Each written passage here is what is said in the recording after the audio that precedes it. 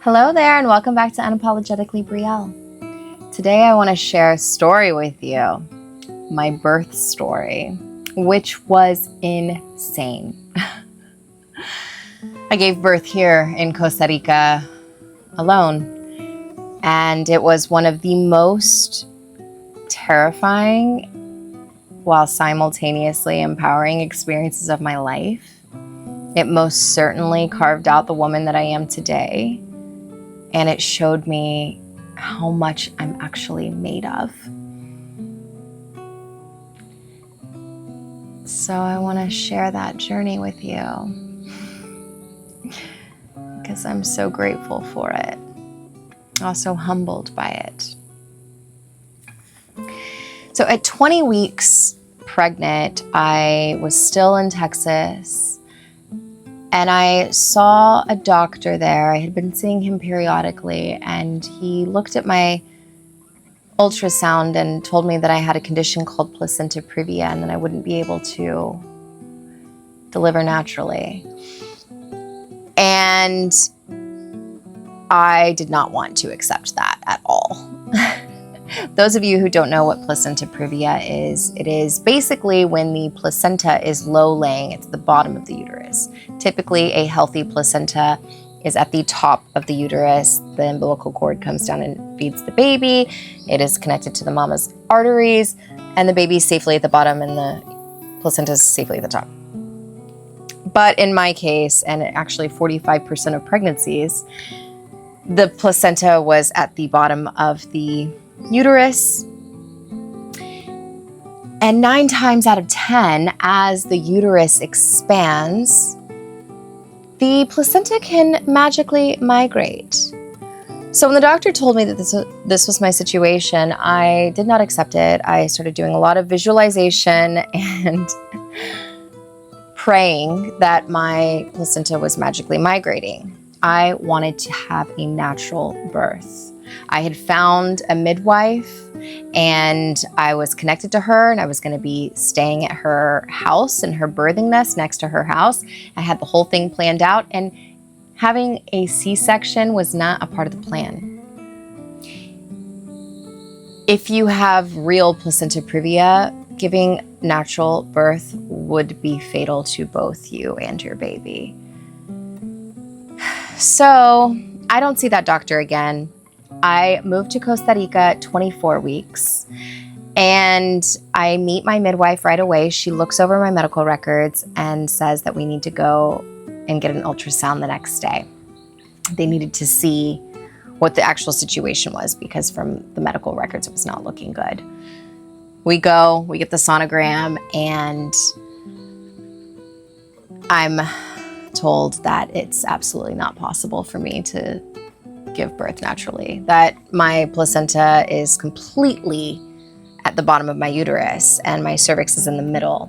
So the cervix actually acts kind of like a sponge, and it fuses to the placenta if it's a complete placenta previa. If it's not complete and it's like on the side, then there's a chance that it'll move, but once it's fused over the placenta or the cervix, it doesn't go anywhere.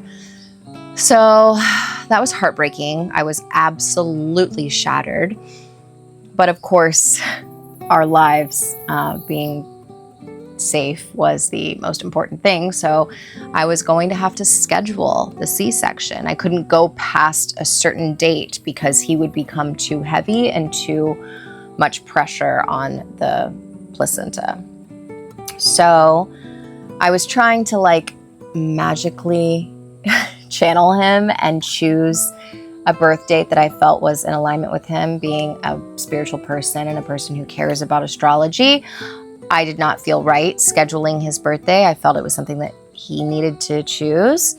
So I chose a date that felt magical, and my midwife, who decided, by the way, to stay by my side. I still lived at her house. She went with me to every single appointment. She helped me build my team of all female doctors and nurses, pediatricians. Everybody was female, which was important for me. I had had some negative experiences with male OBGYNs in the past, and I felt like this was a female matter. I wanted women to help me bring a life into the world. So she is with me for every single one. And I tell her the date that I chose, and she's like, that's pushing it. And I'm like, oh, it's okay. Like, I'll just be bed rest that last week because I really want to give birth on this date, right? So then I come down here to make sure that this is where I wanted to bring my baby back to, since I had never really been here, maybe a weekend when I was 18, and that was it. It's a very long time ago. So I come down here. She's like, you can still do the trip. Just make sure that you're really gentle on your body. No riding bikes, no walking far, no swimming, like you can float. And so I was here for 3 weeks, fell in love, was absolutely convinced this was the perfect place to bring my baby back to. And then I went back to San Jose. And a bit later, I got on the phone with Lyric's biological father. And it was the first time that we had spoke, like seriously spoke, since we broke up and since I got pregnant. We had this 4-hour long conversation. A lot was said that needed to be said. It was also very intense. There was a lot of like rehashing the breakup and et cetera, et cetera. And he made a comment in that conversation that really did not sit well with me. So the next few days I was like trying to shake it and I couldn't. And I told him that it had bothered me. And he was like, oh no, you're misunderstanding me. Let's get on the phone again and talk so that I can clarify. And so we get on the phone again and we have another hour-long conversation, and it is not clarifying things in a positive way that is making me feel better. In fact, I'm feeling worse. And I get off the phone with him, and it was very stressful. And I call his daughter's mom and I kind of tell her, you know, how I'm feeling and what's going on. And while I'm on the phone with her, I go to the restroom and I see an immense amount of blood. So I was 35 weeks and 3 days at this point. I had not packed a hospital bag. So I call my midwife. It's midnight. She runs over, she sees the blood, and she's like, we have to go to the hospital right now. And then that's when like the terrifying fear kicked in, because she told me to sit still on the bed. And while I was waiting for her to pack my bag for the hospital, I could feel the blood pouring from me. Then we get in the car and she tells me to lay the seat back, and I lay back. The whole drive to the hospital, which was about 20 minutes, I could feel the blood just pouring out of me. I didn't know if my baby or I would survive. We get to the hospital and I get rushed to the OR. I didn't even have time to fill out paperwork or give them the proper mode of payment for the deposit for my stay. My midwife put the deposit on her credit card and she filled out all of my paperwork for me. I then get rolled up to the OR room, and at that moment, looking in to the OR room, I'm laying on the gurney and I just realize the sheer reality of the decision that I made to give birth alone in a foreign country. I had made that choice mindfully, because if I'm going to be a single mother, why would I not give birth on my own? This was the rite of passage between my son and I. This was our contract to begin our journey together. It should be sacred between him and I. I felt very strongly about that. And I didn't feel scared when I realized that I was really on my own. I just felt like, oh my gosh, this is happening. I've never had a serious, I never had a surgery before up until that point. So right when all of that is kind of happening for me and I'm processing my decision, a song comes on in the OR room. It's the same song that was played at my cousin's funeral, the one that was murdered. And when I hear that song, an immense wave of peace washes over me, and I don't feel alone at all. I feel protected and held by my spirit family, by my ancestors, by everyone that I have lost, that I love and that loved me, all of my guides. I was like, okay, I got this. And then all of a sudden I was the strongest I've ever been in my life. Go to the operating table. I asked for no sheet. I wanted to see the entire process. I wanted to see my baby being born, even if it was surgically. My midwife comes into the OR room before I give birth and she records the entire thing. In the video, there is blood pouring from me. And Lyric was wedged up in my rib cage, and the pediatric surgeon and my OBGYN are pushing on either side of my body, my uterus, to try and move him down. They were moving so fast. They pull him out and put him on my chest immediately after, and he was gray, whitish, purplish, but he was alive. He was breathing, and they only let him sit with me for a couple seconds before they rushed him away. And they quickly discovered that he needed a blood transfusion.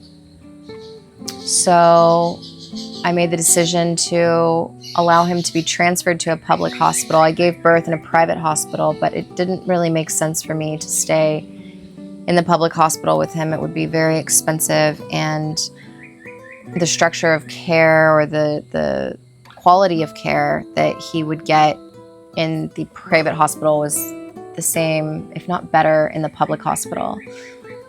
Public hospitals are also free for the prenatal care is free for mothers, and delivery is free, and the first year of pediatric care is also free in this country. So I opted for that. And he was going to be transferred and receive his transfusion before I even got discharged. So I didn't see him again. He was born at 2:21 a.m. So the blood showed up at 12 midnight, and I gave birth to him at 2:21 a.m. And I didn't see him again until around 11 a.m. And I saw him in the NICU and spent a little bit of time with him in the machine with all the things connected to him. And then they took him away, and my midwife followed the ambulance to the public hospital and kept a physical eye on him to make sure that he went there safely. They didn't let her stay. She tried to stay with him, but they didn't let her stay because she wasn't family. And then I got discharged and moved to an Airbnb that was maybe 5 minutes away from the public hospital. And for the next 4 days, I walked in and out of that public hospital fresh after a major surgery going through 7 layers of tissue. I walked in and out of that hospital 4 times a day, up and down a flight of stairs because the elevator took forever, and down this long corridor to the nursery, NICU first. He was in the NICU for 2 days, and then he got transferred to the nursery. And it was so far, like at the bottom of it was the end of the hallway. Yeah, that was really intense. It was really intense. My feet were so swollen. And in between nursings or feedings, whatever.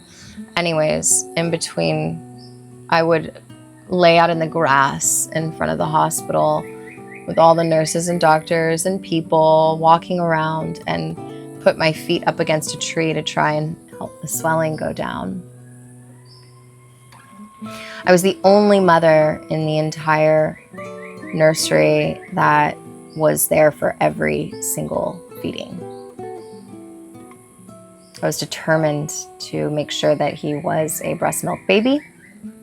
I also had this premonition dream before I gave birth, and it was the only dream I had of my baby while I was pregnant, and I dreamt that I rushed into the nursery and he was in the plastic bassinet sleeping, and I start yelling at the nurses about giving him formula, and I'm like, he is breast only, etc., etc. And he hears my voice in the dream. He wakes up and his eyes are this bright blue color, and he turns around and he climbs up on the side of the bassinet.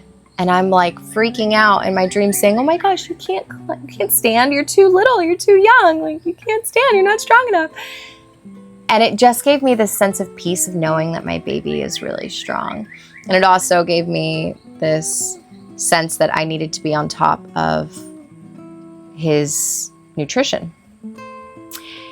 So one time I walk into the nursery, and sure enough, there is a white liquid in a syringe in his bassinet, and they're ready to feed him. And I'm like freaking out. This is not my milk. My milk is not white. And they're like, oh, you didn't have any more, you know, we couldn't find any. And I go in the kitchen because I was pumping after every single nursing session as well. And I see that there is milk in there that's mine, labeled mine, and it was just livid. It was livid.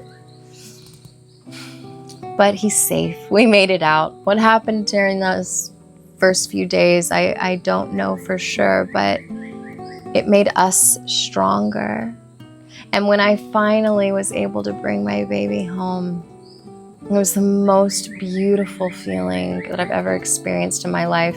And we did not leave our cuddle puddle in the bed for an entire month.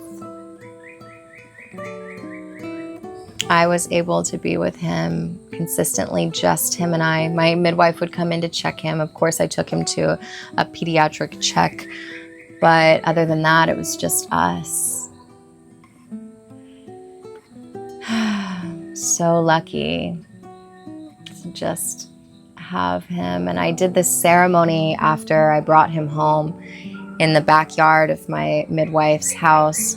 That was so beautiful. It was this rebirthing ceremony where I could give birth in the water, the birth of my dreams, and we reenacted it and I embodied it, and it was very special. But I felt like I love our birth story. Our birth story is our story. It's a story of resilience, of strength.